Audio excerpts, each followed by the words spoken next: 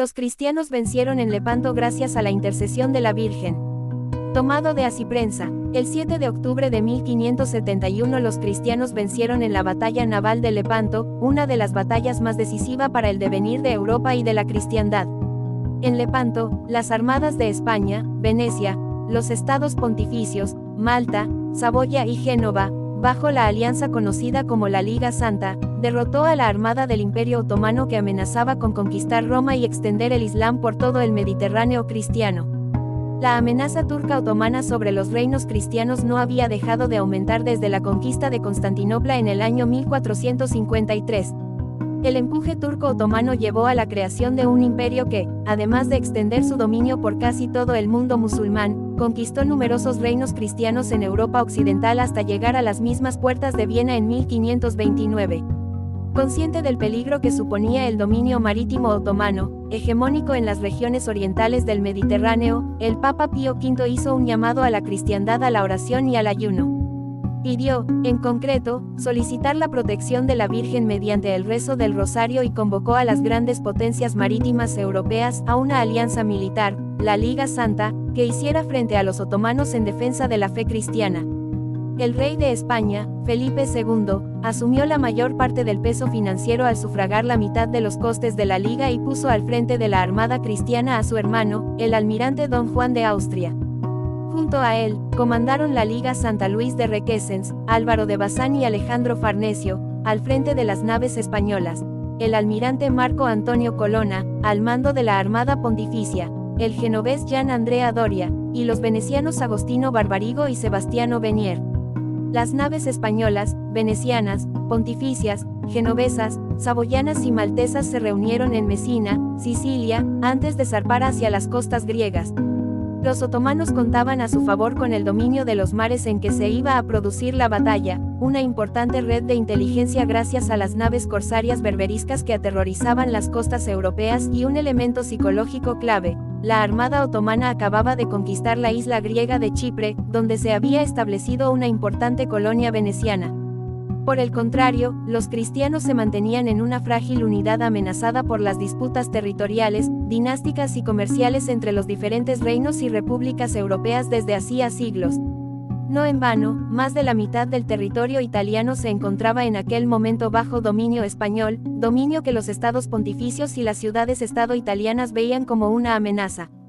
Finalmente, el interés común de acabar con el peligro otomano, y el llamado del Papa a defender la fe, actuaron como aglutinador poniendo en un segundo plano las disputas entre cristianos, disputas que, no obstante, no cesarán y que a la larga causarán un grave perjuicio a los intereses cristianos. Soldados de un barco expedicionario que tenía la misión de explorar las costas enemigas informaron a Don Juan de Austria de la presencia de la flota otomana, comandada por Ali Bajá, almirante de la flota imperial, en un puerto vulnerable de las costas griegas, Lepanto, y se consideró oportuno emprender la ofensiva. Las naves de la Liga Santa se hicieron a la mar el 16 de septiembre. El 5 de octubre las naves cristianas llegaron a Cefalonia, puerto griego bajo control veneciano, donde fueron detectadas por los otomanos. Bajá era partidario de no entablar combate con los cristianos, pues había detectado el peligro que suponía la armada cristiana en un momento en que los otomanos acababan de lograr un gran éxito tras la conquista de Chipre. Pero las ambiciones del sultán otomano no dejaron lugar a la prudencia. La posibilidad de derrotar en una sola batalla a las armadas cristianas más poderosas y tener libre el terreno para conquistar todo el Mediterráneo llevó a Selim II a entablar batalla. De esta manera se llegó al alba del 7 de octubre. Las fuerzas eran muy similares, unas 200 galeras por cada bando, más numerosas embarcaciones más pequeñas y ligeras, y algo menos de 90 combatientes por cada bando, de los que murieron en combate unos 14.000 por el lado cristiano y 30.000 por el otomano. Sin embargo, la preparación militar en ambos bandos es muy desigual. La Liga Santa, sobre todo la Armada Española, contaba con un alto grado de profesionalización e innovación militar fruto de las reformas introducidas en los siglos anteriores. Disponía de una unidad de infantería embarcada especializada en el combate naval, y se habían introducido numerosas novedades técnicas en armamento y en diseño naval que hacían de las galeras españolas más eficaces que las turcas.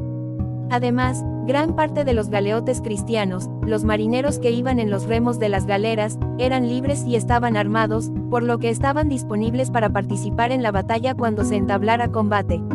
Por el contrario, los efectivos turcos, también muy especializados en batallas navales, eran menores que los cristianos y muchos de ellos eran genízaros, antiguos cristianos conversos al Islam. Además, contaban con una gran cantidad de galeotes esclavos de dudosa lealtad. La aparente igualdad de ambas armadas desapareció en cuanto comenzó la batalla. La artillería cristiana era mucho más efectiva que la otomana. Los cañones otomanos casi no lograron hacer daño a los barcos de la Santa Liga, mientras que los impactos de los cañones cristianos lograron hundir varias naves enemigas. Pronto las piezas de artillería otomanas quedaron inutilizadas y sus galeras indefensas. Los barcos cristianos lograron abordarlas con relativa facilidad e iniciar el combate cuerpo a cuerpo, donde el peso de la infantería embarcada española es esencial para la victoria cristiana. Mientras tanto, la nave capitana cristiana, la Real, comandada por don Juan de Austria, hizo un gran pendón con la Cruz de Cristo, pendón que se conserva en el Hospital de la Santa Cruz de Toledo, hoy un museo. Pronto, la Real sufre el ataque de la nave capitana otomana, la Sultana, que fue rechazada y abordada. Finalmente, la victoria cristiana fue aplastante. Ese día fue declarado por el Papa Pío V como fiesta de la Virgen de la Victoria, al considerarse que la victoria se debió a la protección de la Virgen invocada por el pontífice. Su sucesor, Gregorio XIII, la cambió por la Virgen del Rosario. La victoria de la Liga Santa en Lepanto permitió alejar la amenaza otomana sobre la Europa cristiana y, aunque no supuso la derrota definitiva del Imperio Otomano debido a las divisiones y disputas entre las potencias cristianas, sí que marcó el inicio de su lento pero inexorable declive. Aunque la victoria cristiana resultó indudable, la sensación de oportunidad perdida cundió entre las élites europeas.